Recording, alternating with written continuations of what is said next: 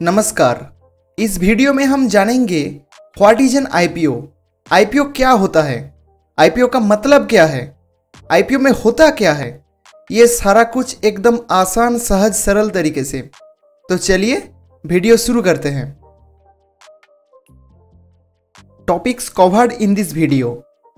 IPO क्या होता है, आईपीओ लाने की प्रक्रिया क्या है, कंपनीज क्यों आईपीओ लाते हैं, आईपीओ में कितने प्रकार के निवेशक निवेश करते हैं, आईपीओ में हर एक टाइप के इन्वेस्टर्स को कितने परसेंटेज शेयर्स एलोकेटेड होता है। तो चलिए एक एक करके सारा कुछ देखते हैं। IPO, initial public offerings. IPO क्या होता है? जैसे कि इसके नाम है इनिशियल पब्लिक ऑफरिंग्स, तो आईपीओ वो प्रोसेस है जिससे एक प्राइवेट कंपनी उसके लाइफ टाइम में पहली बार के लिए स्टॉक मार्केट में लिस्ट होने आता है और पब्लिक को उस कंपनी का शेयर्स ऑफर किया जाता है। मार्केट पे लिस्ट होने से पहले एक प्राइवेट कंपनी का शेयर्स उस कंपनी के मैनेजमेंट के पास, एंजल इन्वेस्टर्स के पास, कंपनी के कुछ एम्प्लॉइज के पास होता है। कंपनी मार्केट में लिस्ट होने के दौरान अपने सारे शेयर्स में से कुछ परसेंटेज शेयर्स पब्लिक को ऑफर करते हैं। बदले में पब्लिक से एक निर्धारित दाम के ऊपर कैलकुलेट करके पैसा लेता है। बस सिंपल भाषा में यही है आईपीओ। आफ्टर आईपीओ उस कंपनी स्टॉक मार्केट में लिस्ट हो जाता है और स्टॉक एक्सचेंजेस जैसे कि एनएससी, बीएससी पे ट्रेड्स होता है। उस कंपनी का शेयर्स खरीदा बेचा जाता है।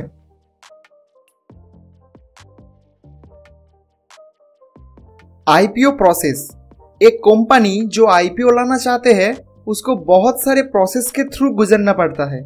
जैसे कि पहले तो मर्चेंट इन्वेस्टमेंट बैंक्स को अपॉइंट करना होता है, फिर सारा कुछ डॉक्यूमेंट्स प्रिपेयर करना होता है, उसको डीआरएच भी बोलते हैं, draft red hearing prospectus.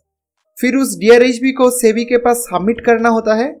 SEBI सारे डॉक्यूमेंट्स को बहुत अच्छे तरीके से चेक करता है और अगर सारे डॉक्यूमेंट्स वेरीफाइड हो जाता है तो फिर सेबी उस कंपनी को आईपीओ लाने की मंजूरी दे देता है। और फिर आईपीओ का प्राइस बैंड क्या होगा, कौन से डेट पे आईपीओ विंडो ओपन होगा, कौन से डेट पे आईपीओ क्लोज होगा, आईपीओ का अलॉटमेंट कब होगा और आईपीओ की लिस्टिंग किस तारीख को होगा, ये सारा कुछ डिटेल्स पब्लिक कर दिया जाता है।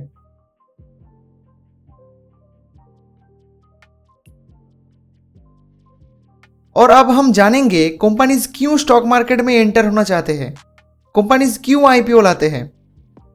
एक कंपनी के पास बहुत सारे कारण हो सकते हैं आईपीओ लाने की, जैसे कि फंड रेजिंग।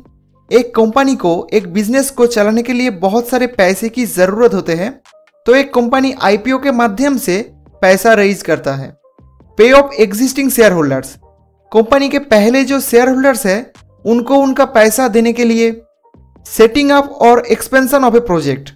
कंपनी अगर अपने बिजनेस को और एक्सपेंड करना चाहते हैं, बिजनेस में और ग्रोथ लाना चाहते हैं, कॉम्पिटिटर कंपनी को खरीदने के लिए, पहले से लिया हुआ लोन, कर्जा चुकाने के लिए, ऐसे बहुत सारे कारणों के लिए कंपनी को बहुत पैसे की जरूरत होते हैं और कंपनी वो पैसा आईपीओ के माध्यम से जुटाता है।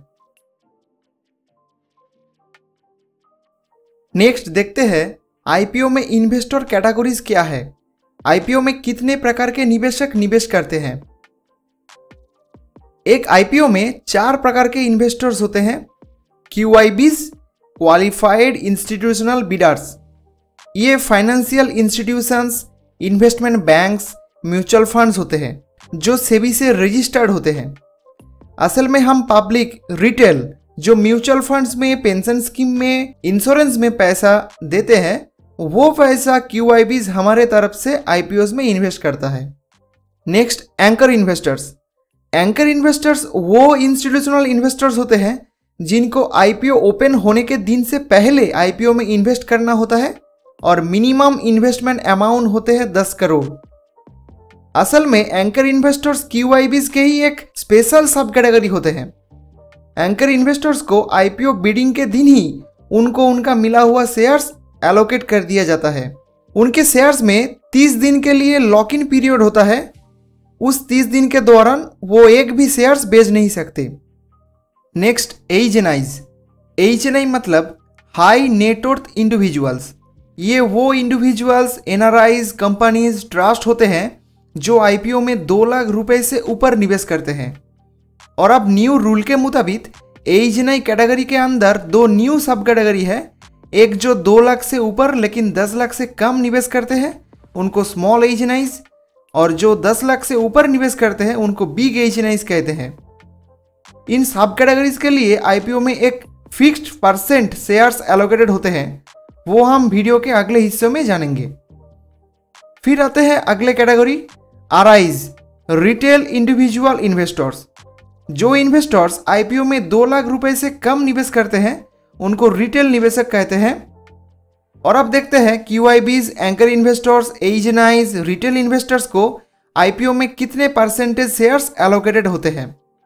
एक आईपीओ में 50% शेयर्स क्यूआईबीज के लिए रिजर्व रखा जाता है, एज9 कैटेगरी के लिए 15% शेयर्स और रिटेल के लिए बाकी 35% शेयर्स रिजर्व रखा जाता है।